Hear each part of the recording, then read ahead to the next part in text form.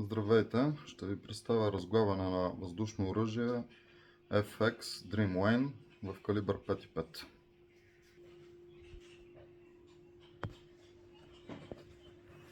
Това е въпросното оръжие.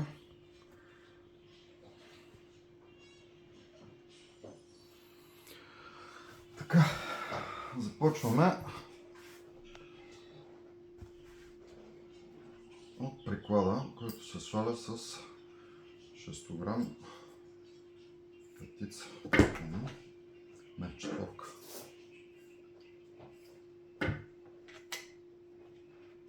Държи го в случая само един винт.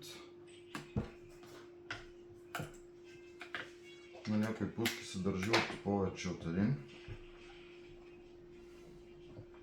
но на самия приклад е спусковия механизъм, който е захванат към цевната кутия и спусъчния механизъм тук.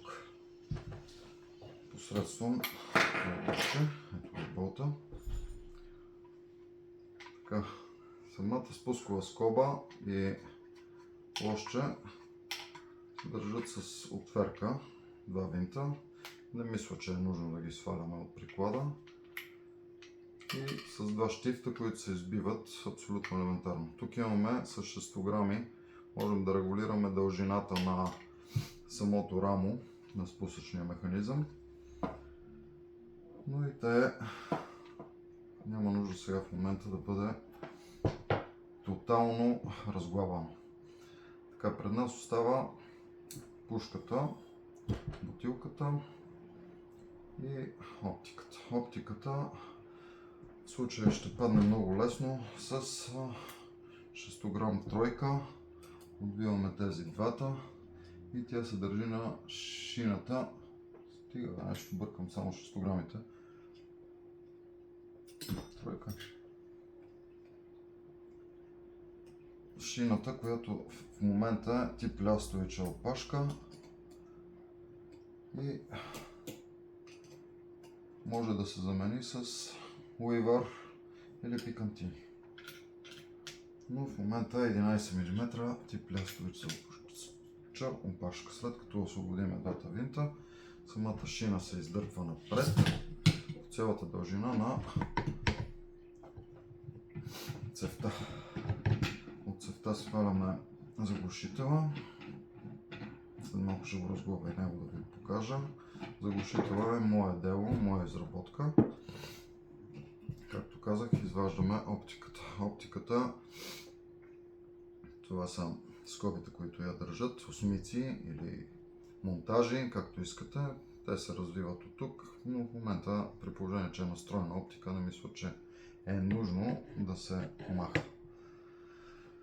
Така, остава ни, както виждате, цевна кутия.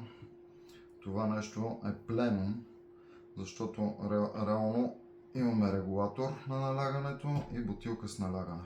В момента бутилката на налягането е 175 бара. На регулатора, след регулатора реално в пленума е 130 бара налягането. По този начин, когато имаме регулатор, винаги имаме консистентност на изстрелите, защото има ПЦП пушки, които са без регулатори. Както виждате, в момента мога да си позволя директно да отвия бутилката. На самата бутилка, чухте изсъскването, на самата бутилка има клапан, който предотвратява изпускането на въздуха. Така, самата бутилка е това, карбонова бутилка. Тук се вижда клапана. Ако трябва да ревизираме, да направим някаква ревизия на бутилката, трябва да бъде изпусната. Изпускането става с натискане на този пин, за да се изпусне въздуха, да излее целият въздух, който е под налягане, и тогава от тук с 6 грам или някакъв пин се отвърта самия клапан. Резбата е 18 по 1,5, мисля, че беше. Така, оставяме и бутилката на страна. Сега е ред да изпуснем налягането в регулатора. В момента в регулатора има налягане, което е 100, както виждате, 130 бара. За да бъде изпуснато това налягане, най-лесният начин е като отвиеме самия... Само че трябва малко инструмент. Може и да тръгне. По-добре да вземе инструмент.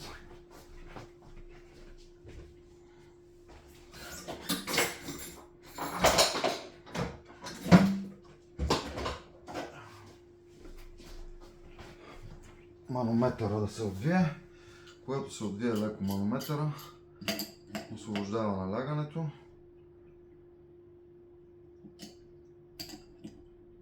И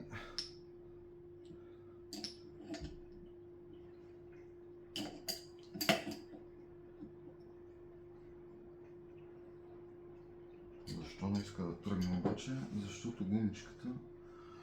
Добре, другия вариант за освобождаване на налягането ще сложа заглушителя, за да не се чува толкова изстрелите и стряскането. Зареждаме и освобождаваме налягането, което... Ето, в момента започва да освобождава. Паднахме под регулатор на налягане и започва да излиза въздуха тук. Изчакваме да спадне абсолютно. Можем да му помогнем. През това време ще ви покажа заглушителя какво представлява. Тапа, тяло и външно тяло. Това е заглушителя. Налягането вече съвсем спадна. Така.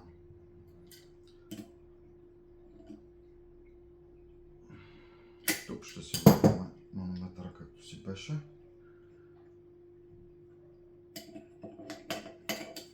В принцип, ако изпуска, което има възможност една въздушна пушка да изпуска от някъде, много чест проблем са при манометрите изпускане на налягането от самите манометри. Но в случая нашата пушка не изпуска. Просто искам да ви покажа основните части на една въздушна пушка. Така, стигаме до демонтаж на цевта, която е фаната за цевната кутия с тройката. Отново освобождаваме два винтаса и тя излиза напред.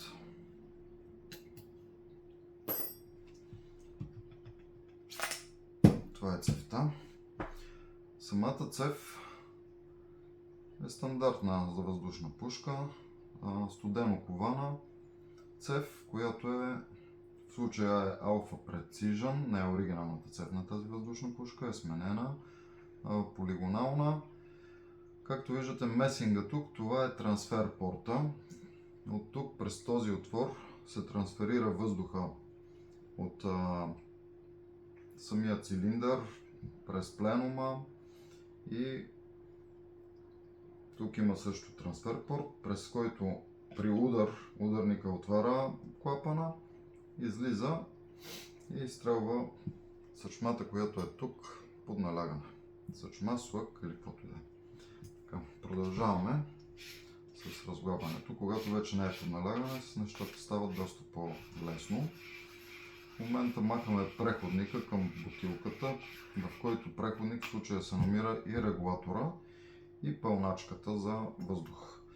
Пълначката е Фостер се казва, мъжки, и тук с бърза връзка се връзва и се наддава с компресор или с бутилка или с каквото имаме въздух, който пълни цилиндър. Хубаво е, когато се прави отваряне на една въздушна пушка, да се прави ревизия на всичките неща. Дали има отлагания, дали има мърсоти, дали има вода и в самия цилиндър. Много често и срещан проблем е при въздушните оръжия вода в цилиндъра. Било то в бутилката, било то в пленума, било в самото устройство по налягане вода. Така. Друг важен елемент са опръстените. Този опръстен се сваля като се стисне и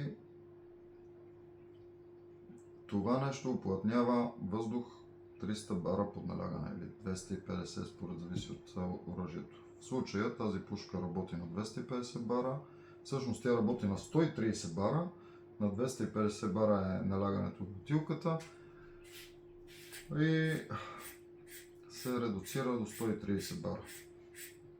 Като ако се смени самата бутилка, която е оригиналната на FX, има 300 барови, пак карбонови, китайски, на Tuxing или на други марки. Може да бъде по-голяма, по-малка. В случая тая 480 кубика на 250 бара. Карбонова бутилка. Има алуминови също. Сега отваряме пленума. Изваждаме го. Така. Пленума е една права тръбичка. Нищо особено, нищо съществено, нищо. Това, което изпадна, служи за задържане. Това е шайба. Буквално шайба. Ако погледнем вътре в пленума, има едно зъбче, където ляга тази шайба. При лягането на шайбата тя уплътнява този, така да се каже, затвор за където седи иглата на бойния клапан, която сега мисля да извадим.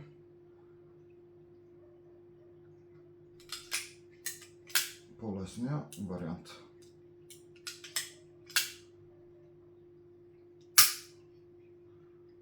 Ето я. Това нещо, когато е под налягане от тая страна, нали, тая пружинка колко може според вас да държи? Много малко. Но когато е под налягане, тя ляга в тялото на клапана, вътре ако се вижда, ляга и уплътнява, за да не изпуска налягането на там. Тук вътре, след малко ще видите, има ударник, който ударник удра иглата, която се показва може би толкова. Ударника удра иглата, след като удари иглата, тя отива напред. Тук, където ляга и уплътнява, спира да уплътнява, освобождава се въздуха и въздуха отива директно през трансфер порта, който се пада тук. Това е монтажен отвор реално за трансфер порта, минава, контактува с този отвор на цевта и издухва чашката напред. Така, нищо сложно, нищо фрапиращо, поне за мен. Сега ще продължим с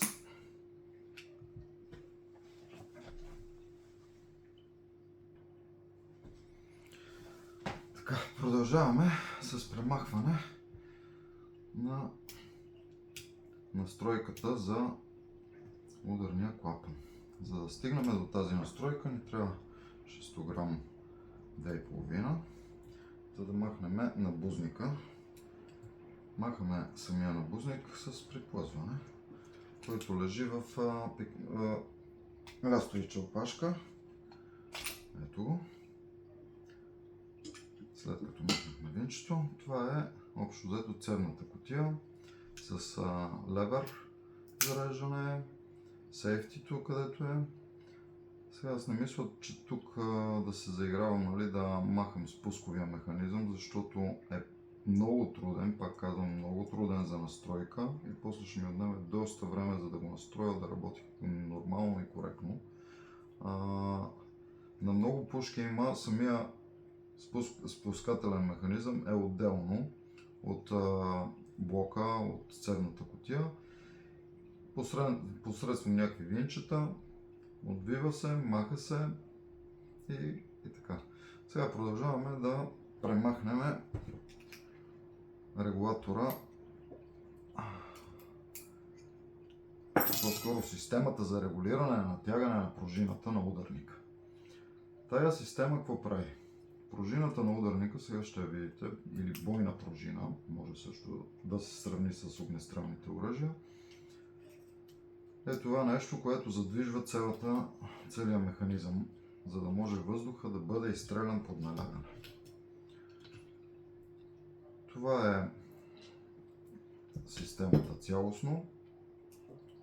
Като влезе тук, когато завъртаме и се получава едно движение напред-назад на това устройство.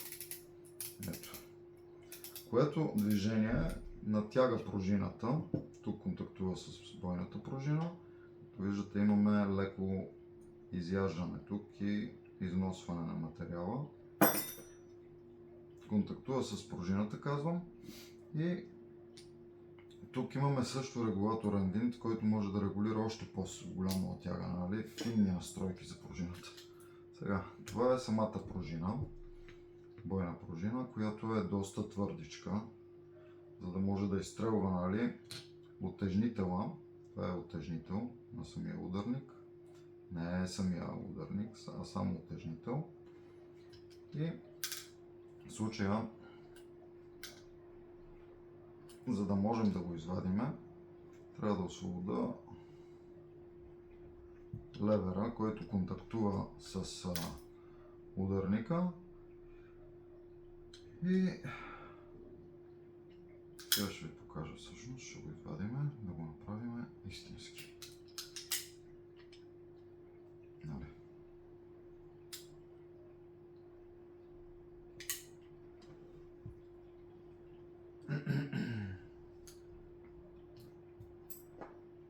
Значи с 6 грама 1,5 се отвива.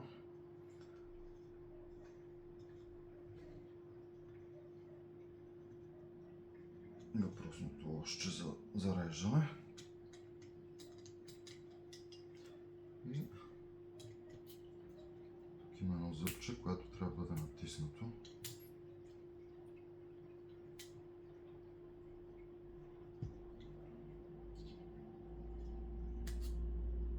Което зъбче явно не е само до натискане, ами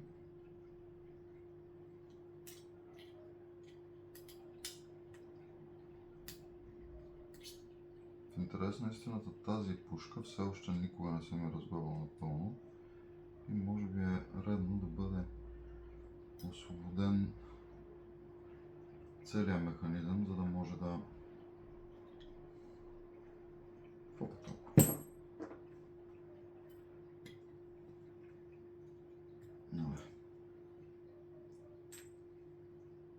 спусковия механизъм.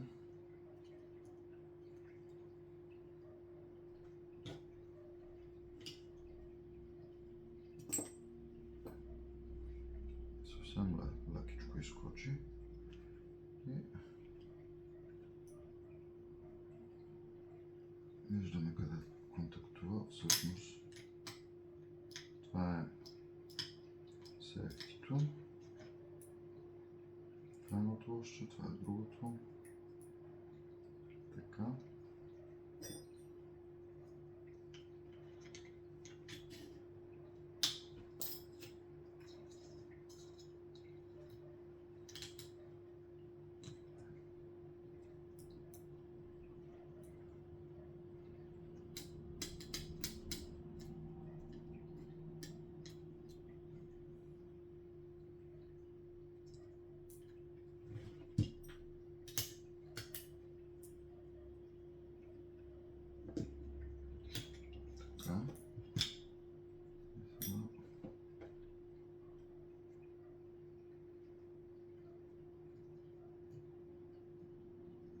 Всъщност трябва да избиеме това нещо.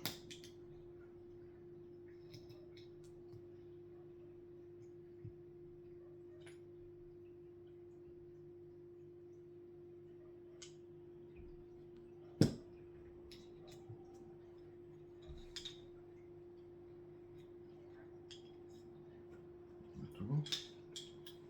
Падна. При което получаваме достъп до ударника и можем да извадим левера. Това е като цяло гарантията в момента. Нали, можем да разглавим още по-сериозно тук спускателния механизъм, но не виждам смисъл. Защото то няма. Това е блока реално. Тук е клапана, ние го разглавихме. Това е иглата, то вътре е реално само едно каналче, което влиза, нали, клапана. И това е цялата цевна кутия. Ако искаме да го махнем, тук има един пин и тук има още един пин, за да извадим елементите от спусъка.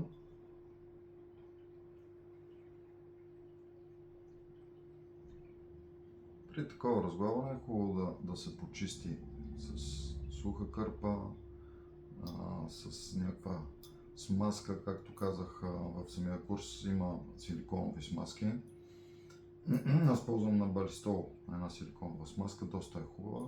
Тук имаме марката и модела, нали? Това е като цяло. Сега ще ви покажа как действа. Това е дотиквача, който натиква реално в цевта чашката. Застава до това положение. При контакта тук на цевта към цевната кутия и трансферира въздуха от цевната кутия към цевта, който идва от в случая така, от цилиндъра. Това нещо седи тук, ударника, пружината с утежнителя. Има различни на тежест утежнители за ударници. Седи така. И при зареждане това дърпа назад. После бута напред. Седи зареден самия ударник. При натискане на спусъка го освобождава. Той се изстрелва напред. Удра клапана, в случая тук иглата където е. Тя е така. Удра я. При удара от тук минава въздуха, трансферира се към цевта и излиза под налягане. Това са основните елементи. Пак казвам, ударник, утежнител на ударника, бойна пружина, левер за зареждане, клапан на иглата, игла на клапана. Самия клапан е вътре, той е част от цялата цевна кутия, пленум, бутилка с въздух и преходник към бутилката с въздух. Това е.